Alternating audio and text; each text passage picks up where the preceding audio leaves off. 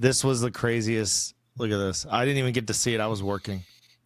Oh, yeah. This was on in the TV. I was at the Charlotte FC game last night and in one of the boxes with my company, and they had this on one of the TVs. It was crazy. Welcome into the Wit and Grit podcast. We are talking about Aaron Gordon sealing the series-tying game in L.A. Listen in. And this is for the win. Oh! It's close. They're going to call it. The buzzer. Did Gordon beat the buzzer? They're going to take a look at it. But the official, Sean Wright, signaled it was good. That was that's the closest thing I've ever seen in a basketball game personally. I've been watching for a few years now, and I even had to just ask people I was with, what's the actual ruling here? What are they looking at? Because that was so close. According to Ball is Life, Aaron Gordon's dunk was the first buzzer-beating, game-winning dunk in NBA playoff history. That's insane. It was so electric. And it's what every analyst was saying about the Nuggets. Jokic has been doing his job. He needs the rest of his team to show up other than Jamal Murray. And Aaron Gordon has been chief among them. Game one, he had a huge game in this series. Michael Porter, give him his flowers for last night. He showed up too. Absolutely. Yeah. No, it was the complete effort from the team yesterday in that game. And just the way they capped it off like that was amazing. We're going to be talking about today's NBA games for Sunday, April 27th. We're going to be talking about the NFL draft, doing our own type of recap. None of the fluff, down to what you want to know. Sean's going to tell you about every quarterback's news situation.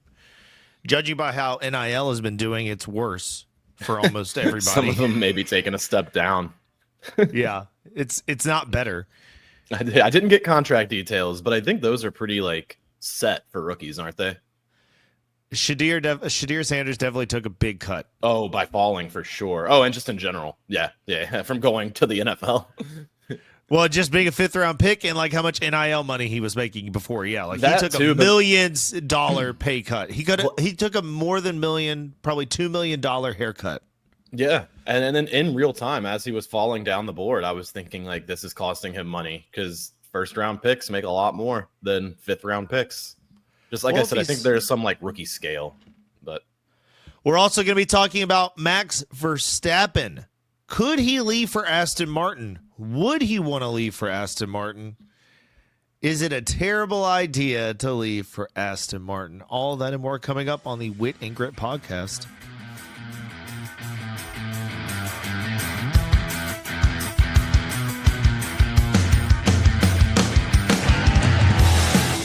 Welcome to Wit and Grit, your go-to for stats, chats, and everything in between. The Wit and Grit podcast.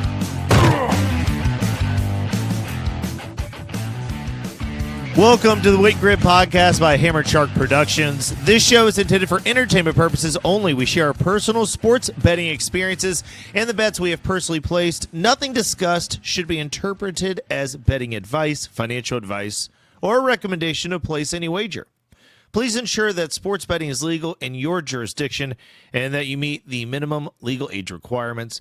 Gambling involves risk. Only gamble what you can afford to lose. If you or someone you know is struggling with gambling, help is available. Call 1-800-GAMBLER or text 800-GAM or visit ncpgambling.org for free confidential support. All right, let's talk about NBA best bets. Let's get that out of the way in case somebody's trying to listen to this and get those in real quick. Yeah, what you got? All right, so I'm doing half units on weighted player ladders for Giannis, Luka, LeBron, and Cade. What today did you just say to me? Explain a weighted ladder. That's what I'm getting. So I've been having a lot of success lately doing ladders where instead of taking kind of minus 108, minus 122 on one line, I'm using the alt lines and I'm kind of spreading it out to mitigate loss. You know, how many times do you have a line that you miss by 1 or 2 points? Yeah, frustrating. So this way you get a little bit of that money back. Okay. And you also get a little bit of your money on like plus 200 lines, right? Okay. So, for instance, I'll give you one of the ones for today. I don't know which one's a better example, but okay, so we'll start with Cade Cunningham. All right. What's he got? So Cade Cunningham over 47.5 is plus 168. These are all points, rebounds, and assists. So these are PRA props. Points, rebounds, and assists. Over 47.5 is plus 168. Over 48.5 is plus 198. I also took for the safer part of the ladder over 44.5 at minus 104 and over 45.5 at plus 116. And I distributed the money as follows. So let's say you did, I'm going to do some easy math. Let's say you put $15 on it. 44.5 minus 104, you put $5 there. Over 45.5 plus 116, that would be $4. On the over 47, you'd put 3, and on the over 48, you put 3. So as they get less likely to hit, you're putting slightly less on it. Exactly. Okay. It's part of trying to make sure you're getting the most money out of this. And the more ladder rungs you use and the higher you go with it, the more you can increase your chance to make more profit if it hits. Okay. I think we did a couple of these during the NFL season now that you've talked it out with like wide receivers or tight ends or something. So let's talk about the one I did last night. We'll go to my settled bets over here. Oh, okay. I wrote a Jokic ladder all the way to the top. Lovely. He got what, 36? Something like that? For PRA, he hit 65. Oh, okay. PRA. That's right. And I had him over 53.5, 52.5, 51.5, 49.5, 48.5, 50.5. I did a 5-rung ladder because it's Jokic. So you got to watch dollar signs the whole game. Yeah. And I took Nuggets first quarter is a new hack I've unlocked because in the playoffs, Jokic doesn't sit in the first quarter. So if they're going to lead, they're going to do it before he rests in the second quarter. So watching player minutes and knowing that makes quarter bets a lot more enticing than necessarily a full game where you're inviting a lot more chaos. Yeah, that makes sense. But I also bet that on a ladder. I mean, I took the alt spread on the first quarter at 1.5, at half, at 2.5, at 3.5. They covered all of it. Yeah. Because, and I haven't done that for every Nuggets game. I want to be clear. I don't want to make it seem like you can just bet this for every game. I did it in that game because the Clippers were up 2-1. Right. This you was figured time you were going to get some prime Nuggets. Jokic is, in my opinion, a 3-time MVP. Joel Embiid got his, trophy. That's fine, and he was the MVP. But it's not like you'd be giving a false narrative of Jokic's game logs if you tried to say he was an MVP 2 out of the last 4 years, 2 out of the, try to do it that way. He's had the same great numbers the whole time. I've heard a couple people say, just to stay on the Jokic topic for a minute, that you can make a very compelling argument that he's the greatest offensive basketball player of all time.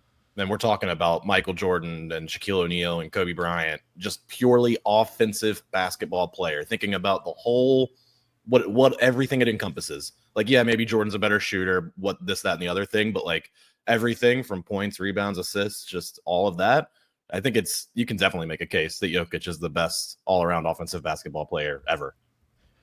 I've said it before, I'll say it again. He's constantly mentioned in sentences with Wilt Chamberlain for breaking records. I mean, what else do you need to know? He's breaking records that were recorded in photographs that were black and white. I mean, come on. Come on. These photographs could be designed with AI now. Things have escalated. Yep. And he's putting up these numbers and everyone is just shying away from it. I don't know if there is, I wouldn't call it a resistance, but there's a reluctance for certain people that cover the NBA to acknowledge European stars. Yeah. They seem very quick to celebrate an American star, kind of homegrown NBA talent. But these Europeans who come over in the NBA don't seem to get the warm greeting They do maybe in every other. I'm not saying that like Jokic just treated poorly. His teammates love him. I'm saying the people who cover the sport. Sure. I don't watch a ton of NBA coverage outside of the games, so maybe you're just more tuned in to that than I am. So some quick notes back on the ladders. Each ladder's weighted towards safer lower rungs with smaller sprinkles up high, as Sean noted. I also took one leg from each of those players, threw in Jason Tatum on his only PRA prop offered, and I did a little round robin on that by 2s, by 3s, by 4s. Okay. You have to do your own math there based on how much you want to do. Just remember that unless you're going really heavy on this, like say you wanted to put in $50 or less on this round robin, $10, something like that, you're going to be putting in pennies on the round robin number because it's multiplied high. You'll see it down low. Don't mess around with a round robin for the first time. Throw in like a bunch of $3 and then just hit enter. Because if you've got enough money in your FanDuel account, your DraftKings account, wherever you're putting this in, it's gonna. You're suddenly like in for $200. You're like, how did that happen? How did this happen? I did singles. Yeah, you got to be careful if you add too many rungs. I also think the unders on NBA games today would be really beneficial. Got some defensive battles unfolding today. It's just a slug 'em out Sunday. Oh, okay, It's I like it. Slug 'em out Sunday. Nobody wants to be playing necessarily. A lot of these series are entering the kind of like one or two are still up for grabs, but a lot of them are looking very decided. Feel over. Yeah. Yeah. We don't think Miami's doing anything, right? No. Yeah. Okay. Oh, man. So I think, and that's just mostly because of market reaction. I follow one guy who was talking about just based on where the line opened, where it ended, and all the things like that, it was trending towards a lot of unders. He rode some unders yesterday. I made the mistake of trying to parlay all those unders together yesterday, and the first one missed. So then I didn't pay attention to it after that. I wonder if the other two hit. Let's see. If only I had an app that tracked it. That'd be pretty cool. I'd love to tell you guys about that app if they would pay me, but they don't. So we won't. So I won't. Get at me. You know who you are. You know who you are. You know what we could do? Free advertising for another app that you're not using, just to kind of like jab. Like. Okay, so on unders yesterday that I was able to place, I don't want to take a jab at another. I don't want to invite any legal action. You don't want that smoke. So Oklahoma City and Memphis screwed the pooch. 232 over under when I had it was 224.5. But Denver was under by 11.5 points, and Houston and Golden State was under. They were at 197 for 205.5. Frankly, because the public hates betting unders. Like if somebody who doesn't know what they're doing is just trying to get in on the NBA, they're going to just pick the team they want in the over. Yep. Steph Curry's going to win, and they're going to ball. I mean, that did happen, though, even without Butler. Like, Jimmy Butler is out. Yeah. Warriors still get the dub.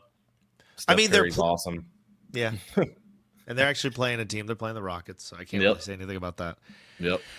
So those are my bets. I'm just backing a couple players. I had some luck yesterday. Yesterday, I only had 3 players, and Donovan Mitchell let me down.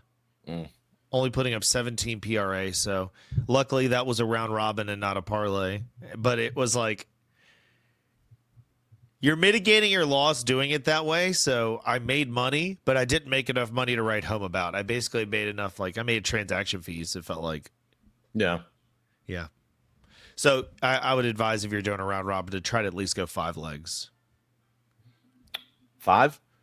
5 legs is a sweet spot because you can get 3 right and probably like get your money back and win a little or just break even. You can hit 4 and get a profit, and you can hit 5 and then money. Yeah, fair. You also just sprinkle the parlay just in case. All right, you ready to talk about football? Let's do it, man.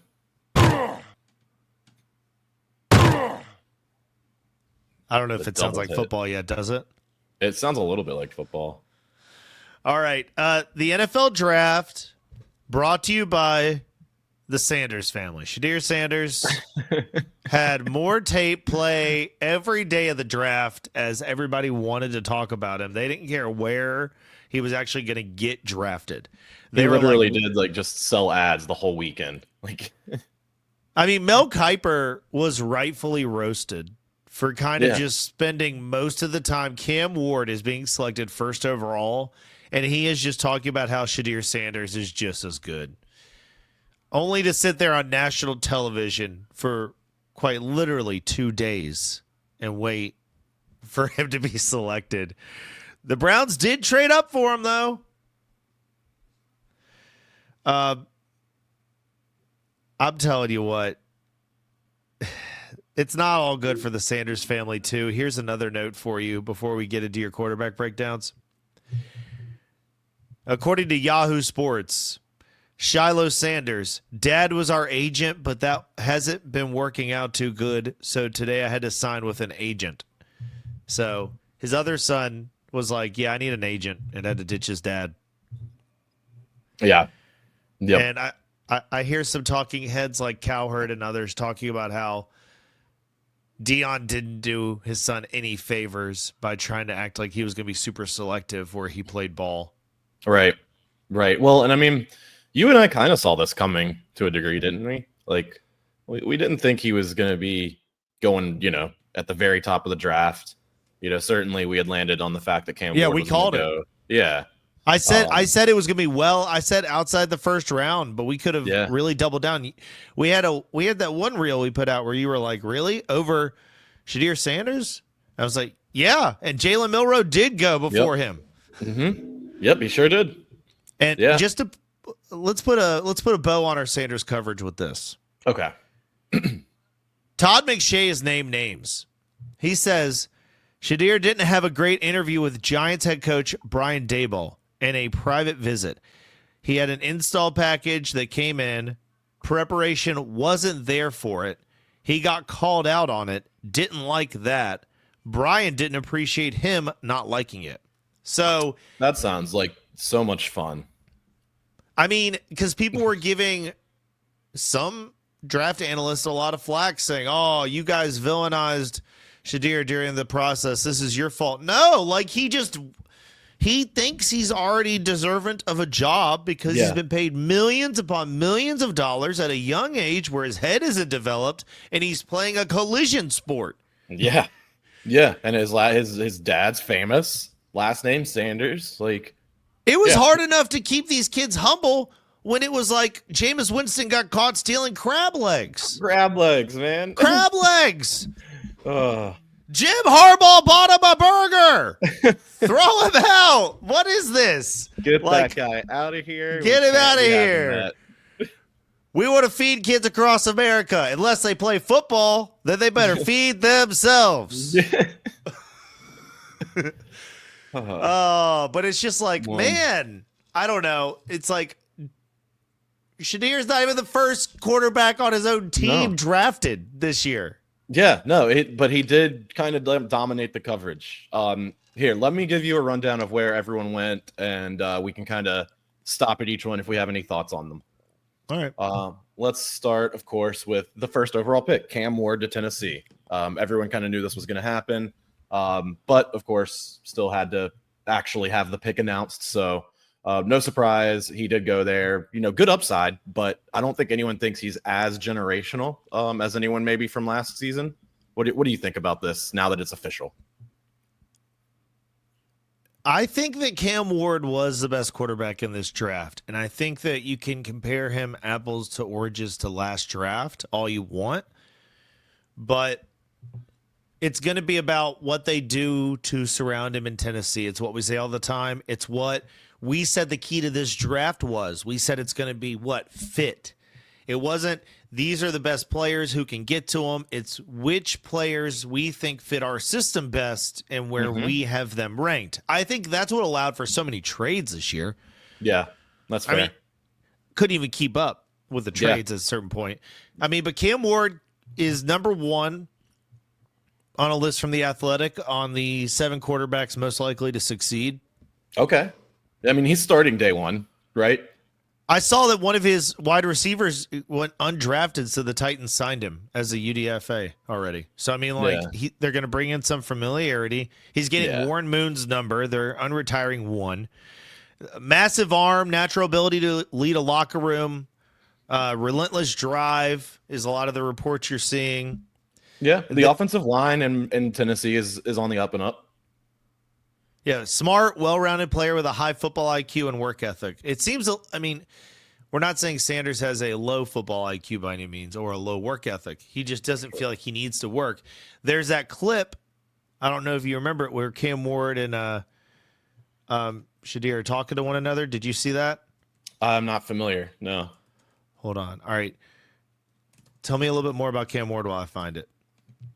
Well, I mean, he's going to a team that really needs help at quarterback. You know, I don't think Will Levis had worked out the way that front office thought.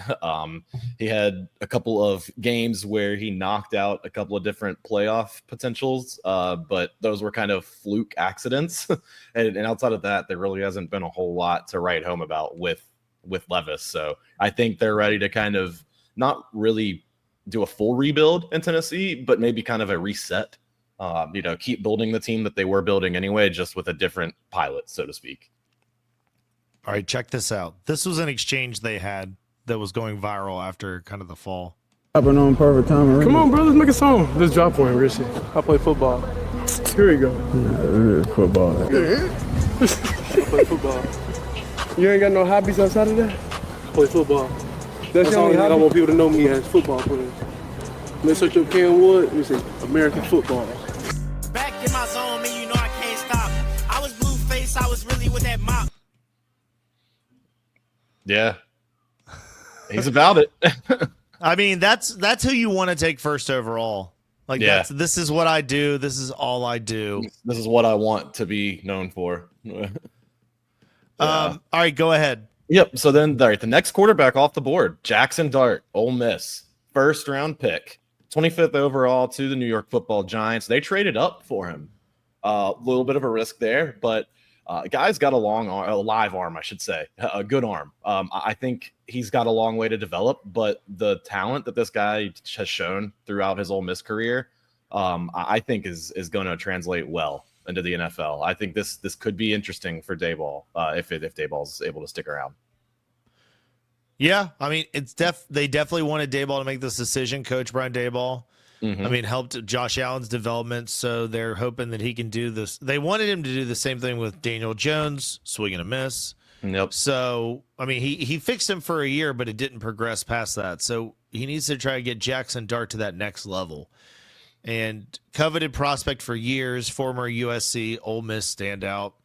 I mean, the Ole Miss connection to Eli Manning is pretty glaring there. Somebody knew somebody that they just heard things about Jackson Dart they liked a lot better than Sanders after what we just talked about. If Todd McShay is right, which we have no reason to think he's wrong. Right. And Brian Daboll really has no feelings to spare for Sanders. It's like he tried to call him out in the meeting. It's not like he's being backhanded by releasing the story or even confirming it. Like he was up front at the beginning. Right. No, so I'm really interested to see how this works out. That quarterback room is pretty wild now. Does he start this year?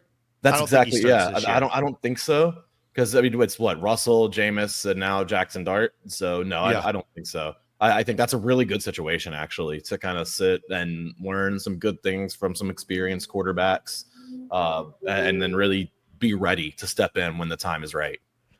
If you can learn to make money like Russell Wilson and how to do interviews like Jameis Winston, he could just be a quarterback for a couple years and go work at ESPN. But a Jackson Dart to Malik Neighbors connection in the future could be pretty interesting.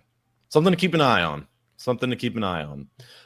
Moving on to the next quarterback, though, we go to the second round. It is Tyler Louisville. No, Shuck. It's Tyler Shuck. It's Tyler Shuck out of Louisville. Second round, 40th overall to the Saints.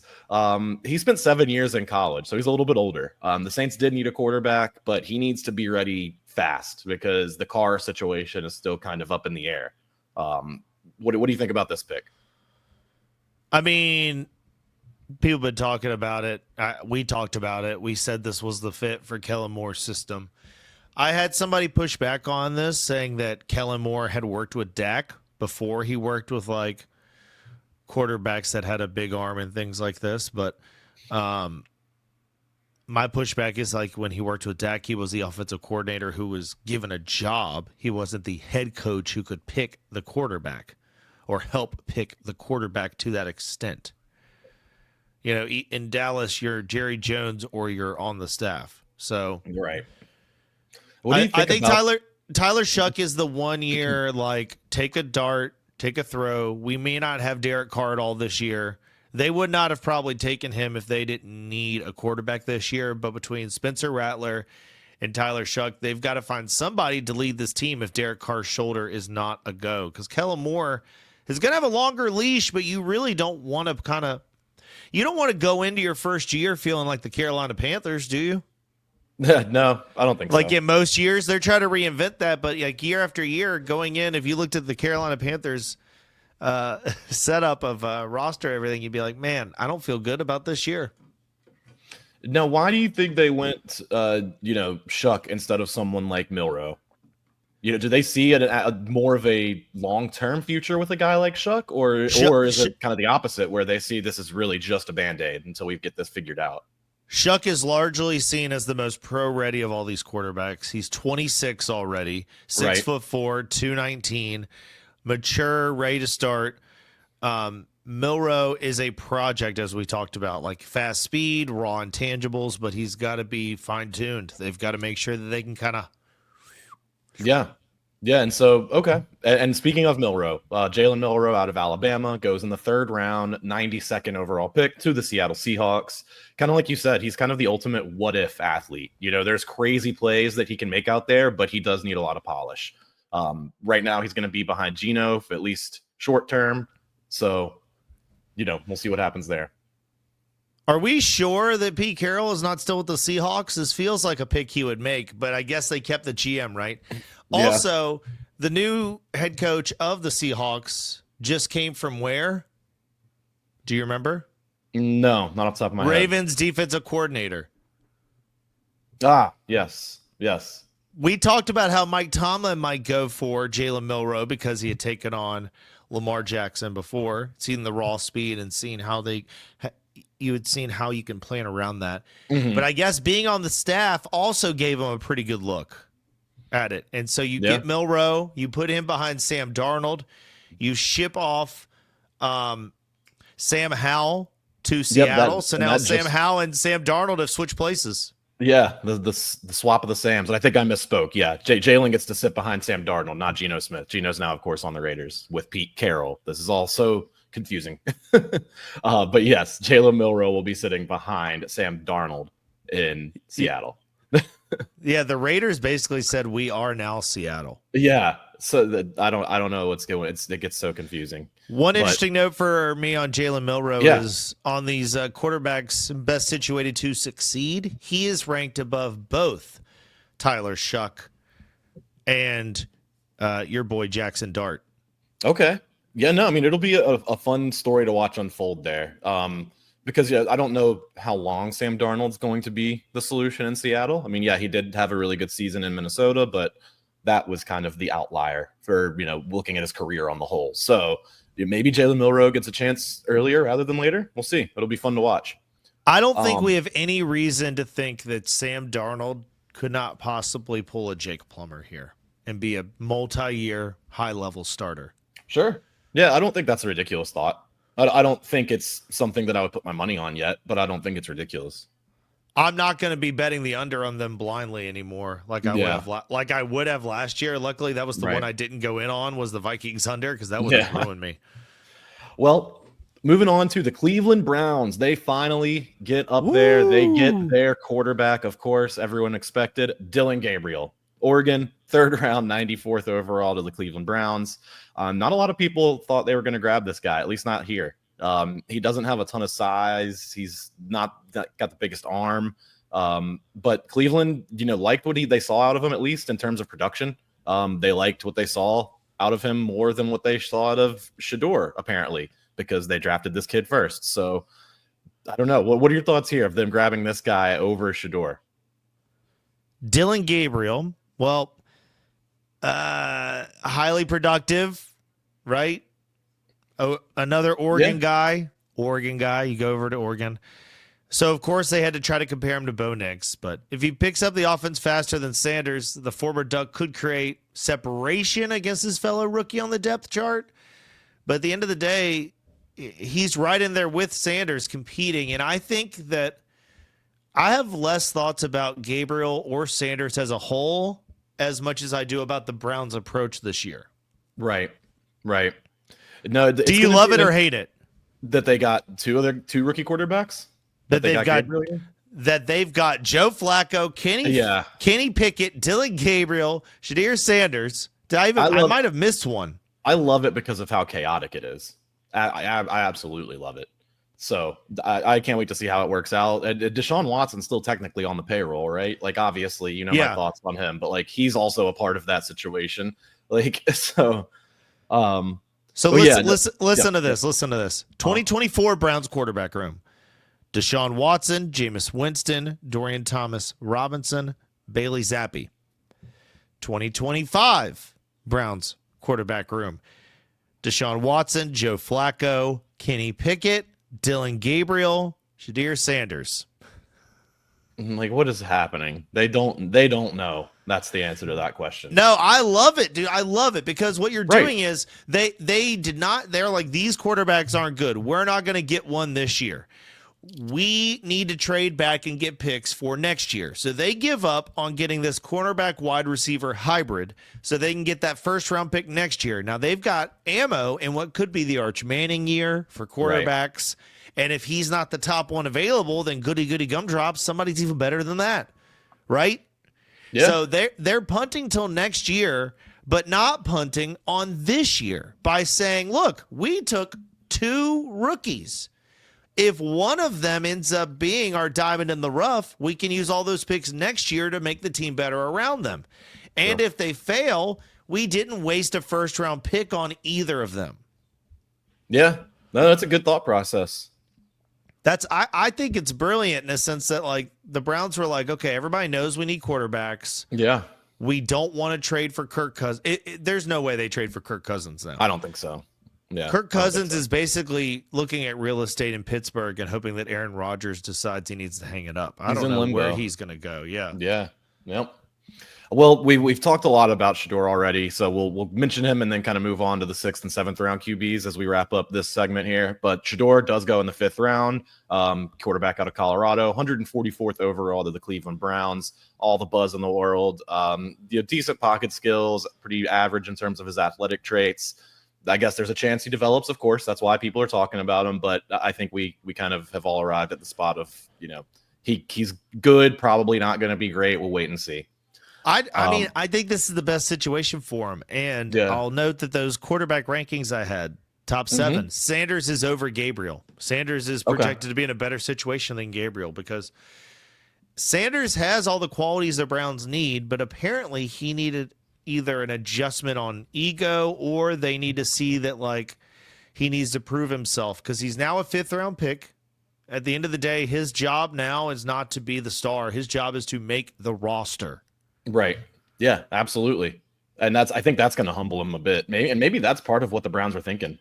Like, we do want him and we think we can get him a little late. Let's get someone else even before him. Yeah, they probably thought, like, if he goes somewhere else, he goes somewhere else. But then at a certain point, you're like, even though we already took a quarterback, like, where did Kirk Cousins come out of? The same draft that they took RG3. RG3. You're right. Yep. And what ended up working out more? The later pick. So there's always a chance that one or two of these guys takes it. What if Kenny Pickett takes this job? That would blow my mind. But it's awesome. Like, he's got the most experience. Yeah. Yep. Wouldn't be ridiculous. Kenny Pickett was the odds-on favorite to start week 1. After the draft. Well, we get into the 6th round. We go with Kyle McCord out of Syracuse, going 181st overall to the defending Super Bowl champion Philadelphia Eagles. Big arm, got some aggressive downfield tendencies. Probably needs to speed up his processing a little bit, maybe handle pressure a little bit better to start challenging that QB2 position. It's clearly, he's not going to be the starter there, of course, but could potentially challenge for QB2. We got Will Howard, also out of Ohio State, going in the 6th round, 185th overall to the Steelers. Big, tough, not the flashiest guy. Good for a backup, I think. It fits the offense there. Just backup. What are you talking about? He's at the top of the depth chart, I think. Well, yeah, that situation's so wild. I don't think they want him to be the top of the depth chart. Mason Rudolph or Will Howard? Who do you want? Yeah, that's why this is a Kirk Cousins destination. Don't expect any crazy big plays out of him there. I don't think that's going to be what you're getting there. 6th round, Riley Leonard, Notre Dame, 189th overall. Hey, wait, go back. I had stuff to say about Will Howard. Okay, you didn't have anything to say about Kyle McCord, so I thought you were. Because who cares? He's in the 6th round of the Super Bowl champions. They have a quarterback. The Steelers have a freaking parking space for the starting quarterback ready to give away. Will Howard has been highly regarded for years, despite the slander from Sean. After leaving Kansas State, there were people on Miami staff who wanted Howard in the transfer portal if they could not land Cam Ward. The first overall pick. The Steelers still sound optimistic Aaron Rodgers will jump on board, so Howard should have time to sit and learn. But yeah, 6'4", 236 pounds, plus size, tough division. Sounds like a guy the Steelers would like. That's all I had to say. Okay, no, and warranted. Okay, can I talk about Riley Leonard now? I guess so. Who's that? Okay, so Notre Dame went in the 6th round, 189th to the Colts. Good athlete, good short game passer. Not the best down the field, though. So kind of another project, actually, that they've got. So they've got Richardson and Leonard, a couple of different styles of kind of project QBs there. Yeah, and they've got Daniel Jones and Anthony Richardson. Yeah, so I'm not sure which of those three is going to get the most playing time this year, honestly, just because of injuries, experience, talent. At a certain point, I was wondering why Sanders didn't go to the Colts. If you wanted somebody to come in and try to really push for that job against AR and see what he's made of, Sanders could have came in and you just the cream rises to the top. All right. Absolutely. Yep. Then we got Graham Mertz, Florida, 6th round, 197th overall to the Houston Texans. He did tear his ACL last year. He's 24 years old, so I think a couple of those are some reasons that we saw him fall a bit. He did improve his decision-making at Florida, but for depth, I think it's a decent pick for the Texans. I don't know that we're going to see him winning any Super Bowls, but, decent pick for some depth there. Got Tommy Mellott out of Montana State, staying in the 6th round here, 213th overall to the Raiders.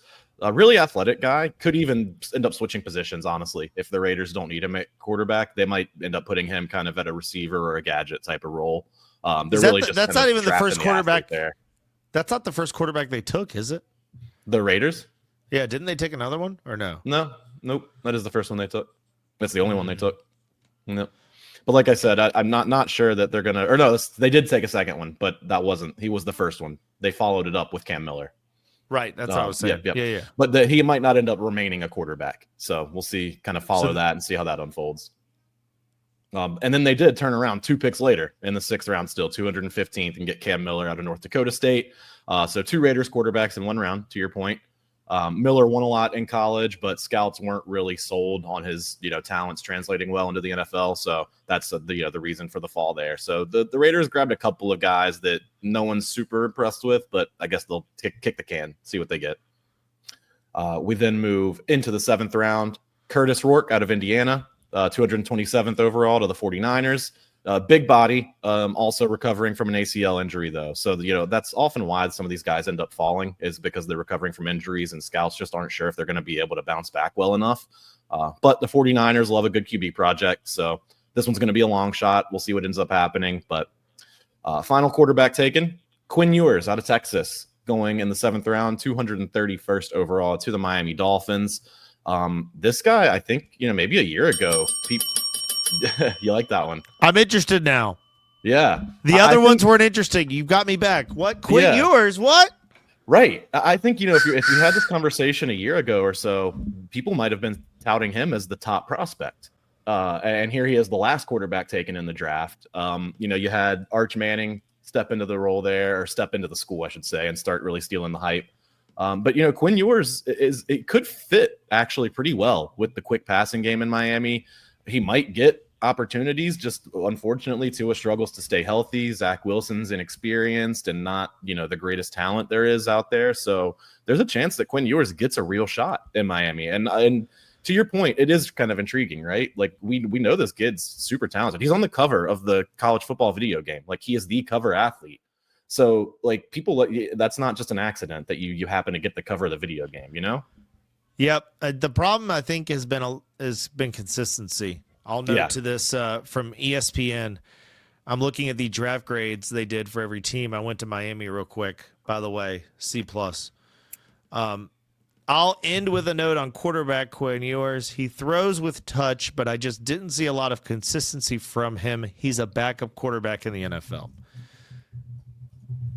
But between Zach Wilson and Quinn Ewers, you're saying that like you're sending a message to Tua. You're saying we're getting people who could start behind you, not necessarily people who should start ahead of you, but we are putting people on the roster that are not just veterans we can use for a 3-game stretch if you hurt your ankle and that can like hold a clipboard and help us with plays. We're getting young, competitive guys who want their shot to be the quarterback of the Miami Dolphins. So if they don't break that record of being the team that has gone the longest without a playoff win, I believe since the year of our Lord 2000.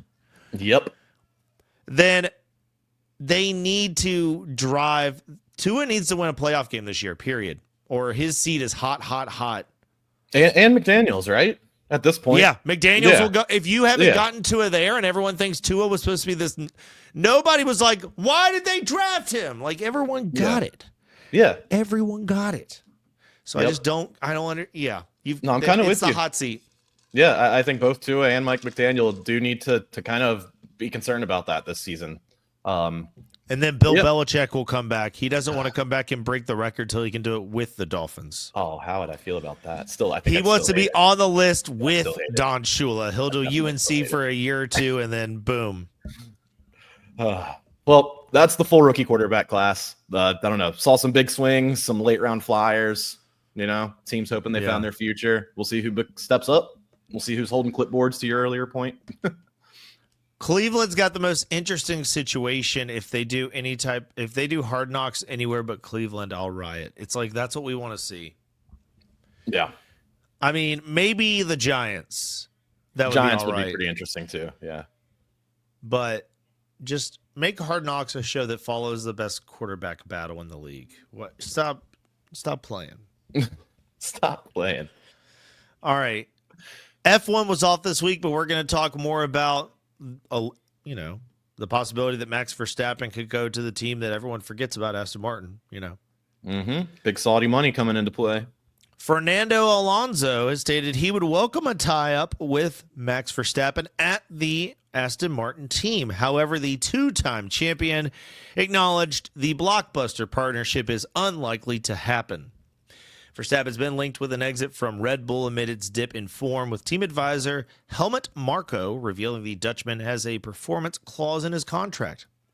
Should he opt to trigger the clause, one potential destination for Max Verstappen is Aston Martin, which signed Adrian Newey, the technical mastermind behind all of Verstappen's championship-winning Red Bull cars. Both Alonso and teammate Lance Stroll have contracts in place for next year, a point that has been highlighted by the team amid reports it is interested in signing Verstappen. But Alonso not threatened by him and said it's unlikely to happen. So I don't know. We've known that Max Verstappen has been a bit frustrated with the situation with Red Bull, right? And I mean, now if someone else is coming at him with a bunch of money waving it in his face, I think you can kind of see the writing on the wall, right? Am I missing something? Yeah, you are. Okay. Yeah. Is it, contractual obligations, but we mentioned that performance clause. It just seems strange that they have 10. Aston Martin has 10 total points this year. Okay, so that's what I'm missing. He's being tempted to join a terrible team. Yes, that's exactly. He's a good driver and doesn't want to be on a terrible team. He's the best driver, arguably. Okay. Yeah, he's basically make a lot more sense. He's on the team he won with, and now he would have to go to the team. So let me put it in perspective. Okay. McLaren is leading the constructors at 188. Mercedes is at 111 in second. Red Bull is at 89. Ferrari's at 78. Williams Racing is at 25. Haas is at 20. And then there's Aston Martin at 10. Yeah. Okay. Yeah. So, I mean, he would have to be the whole team. And Fernando Alonso is a two-time champion and a big name, but he's a big name who's probably – is he the oldest driver on the circuit? He might be the oldest driver left. So He might be. You're paying premium for a name because you're a team that nobody knows about, and he's not getting the results anymore because he's an older name. Right. So we'll see. I mean, it would be interesting to see those two step up together for that. I don't know which way Verstappen would go. It just seems like it's a lot of. It's not like he would be upsetting so much of his life to take such a big risk. Right, and it's not like he's hurting for money. Exactly, he's not hurting. He doesn't have a teammate that's out showing him. Right. Yeah. I think he stays at Red Bull, barring any of the personal drama they had.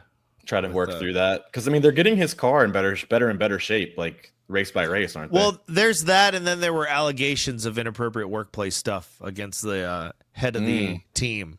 I had not heard that. Highlighted in season 7 of the F1 show on Netflix. Gotcha. Okay. So they tried to spin that as a reason that Max may or may not have been looking for a way to get out of Red Bull, but he stayed with Red Bull and obviously didn't want to get out. I think he'll probably just stay put as long as, Max Verstappen's dad is heavily involved in a lot of this. So as long as him and his dad are both pretty happy, I think he'll stay put. Yeah, well, now that you've shown me what I had missed, the fact that Aston Martin is such a poor performing team, I don't think necessarily the writing is so much on the wall. Yeah, I think you should stay with Red Bull, Max. Yeah, I don't know. I think that makes the most sense. Yep. Or go be on a team with Lando and just film a reality show about it. F1 super teams. Let's talk about the first round real quick. Do our reactions, for the NFL draft. Just real quick back to it. Cool. For the Broncos, I think I'm impressed. Yeah. I like the first round pick. ESPN's giving him a B-. I'll take that. They didn't need a corner, but what do we always say? Good teams don't draft for need. They draft the best player available. Yeah. Next Gen Stats had Jahdae Barron, the corner that the Broncos took at number 20 overall, as their 5th best player in the entire draft. Some good value.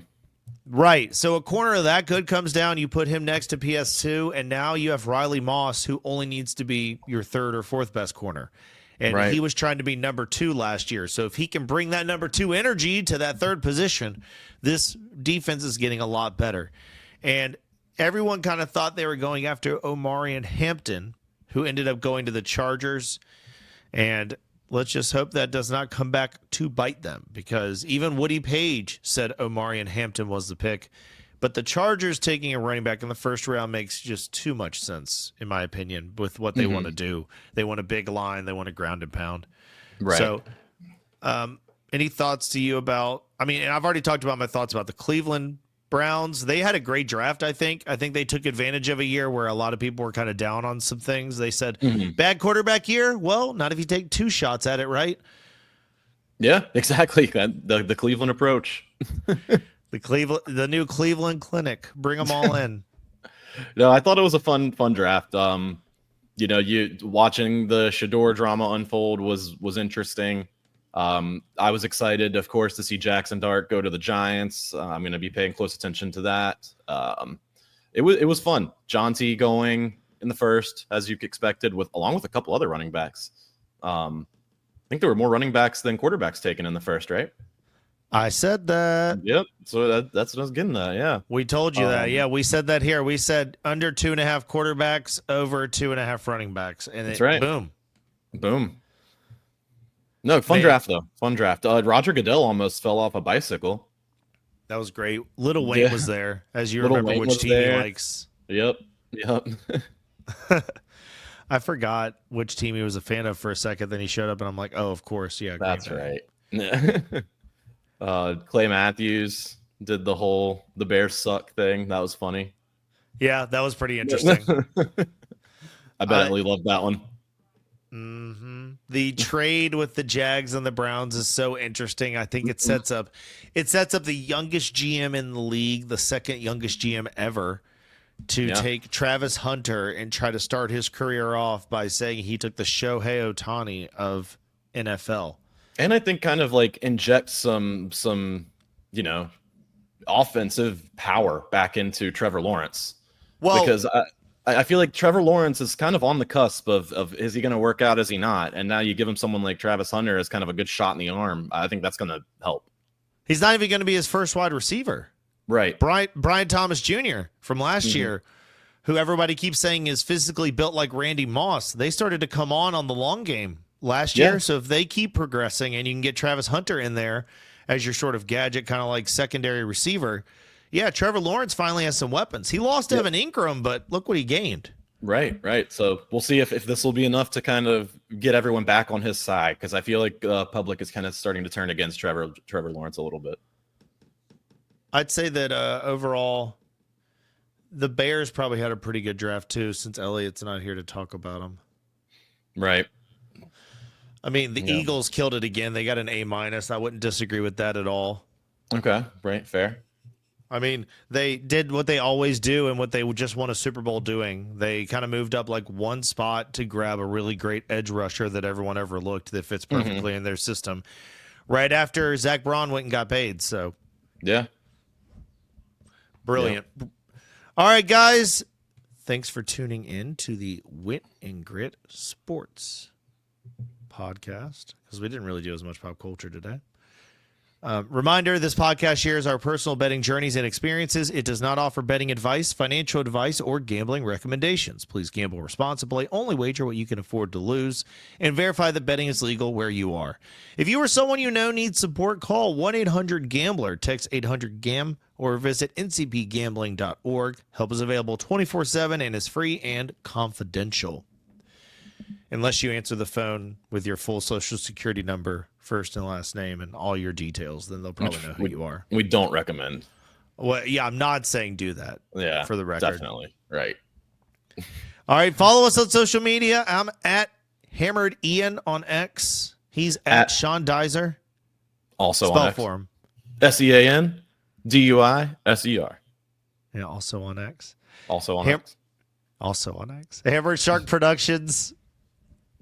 You can find our website that lends you to our socials. We're back on TikTok. We don't know who's going to buy it, but we feel confident they'll be just as corrupt as the people who have it. So we're getting a lot more reaction with you guys on TikTok. Really enjoying that. I know some of our platforms you might look at it and be like, man, they don't have a lot of a presence here. Some of our platforms, we've been there a lot longer. Please don't judge us based on whatever your platform of choice is. Go look at our Facebook numbers. All right. Just like, subscribe, comment. That'll be good. Subscribe, comment. Yeah, just give us 5-star reviews for everything we ever do. That would be that really helps. It's really all we want. Peace out.